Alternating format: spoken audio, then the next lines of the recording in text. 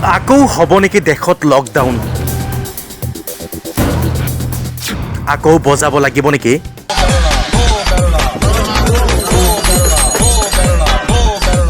দেশত দ্ৰুতগতিত বৃদ্ধি পাইছে HMPV চীনা ভাইৰাছ। 24 ঘণ্টাৰ ভিতৰত HMPVৰ আক্ৰান্ত 3জনকৈ ৰোগী। কোভিডৰ দৰে বাধ্যতামূলক হ'ব পাৰে মাস্ক, হ'ব পাৰে লকডাউন। বেংগালুৰুত ধৰা পৰিছে প্ৰথমটো HMPV সংক্ৰমণ। 8 মহীয়া শিশুৰ দেহত ধৰা পৰিছে এই ভাইৰাছ। বৰ্তমান শিশুটি বেংগালুৰুৰ এখন হাস্পাতালত চিকিৎসাধীন হৈ আছে। শিশুটিৰ নাই কোনো ভ্ৰমণ বুৰঞ্জী। তাৰ পাছতো কেনেকৈ শিশুটিৰ দেহত ধৰা পৰিল এই HMPV ভাইৰাছ, ইয়াক লৈ চিন্তিত হৈ পৰিছে দেশৰ চিকিৎসকসকলে।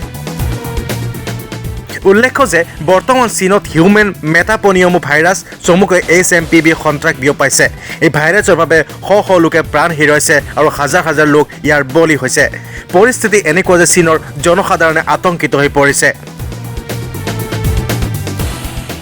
আপুনিও উশাহ নিশাহত কষ্ট পাইছে নেকি? জ্বৰ, কাহ, চৰ্দিত ভুগিছে নেকি? তেন্তে সাৱধান হওক। যিসকলৰ সহজতে ঠাণ্ডা লগা, চৰ্দি বা কাহ, শ্বাসজনিত ভোগাৰ প্ৰৱণতা আছে তেওঁলোক সতৰ্ক হৈ থাকক, কাৰণ এনে বেমাৰ থকা লোকক প্ৰথমে এই ভাইৰাছে আক্ৰান্ত কৰাৰ বহু সম্ভাৱনা থাকে। এতিয়াৰে পৰা মনোযোগ দিয়ক আপোনাৰ খাদ্যৰ প্ৰতি।